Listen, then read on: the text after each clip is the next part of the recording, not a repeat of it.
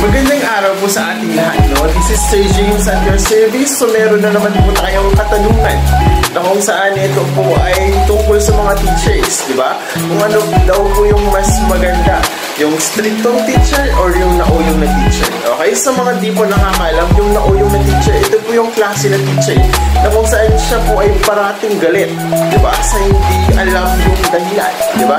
Rather than yung strictong teacher, ito po yung strictong teacher naman na nagagalit nilang bigla-bigla. Okay? So kung mas pipiliin ko ako kung ano po yung mas gusto ko, siguro mas pipiliin ko po yung strictong teacher. Bakit? Alam naman natin yung strictong teacher ay ginagawa lamang niya yung trabaho niya. Okay? The strictong teacher is just molding us to become a better person. Siyempre, hindi naman siya magagalit without any reason. Diba? Ganon din po kasi ako sa mga student ko. Hindi naman po ako nagagalit kasi galit ako. Nagagalit ako dahil sa ginawa nila. So, you should be thankful kapag yung teacher nyo ay stricto. Kasi, nag-care lang po siya sa inyo. Okay? So, yun lang po. I hope you learned something. God bless you and see ya!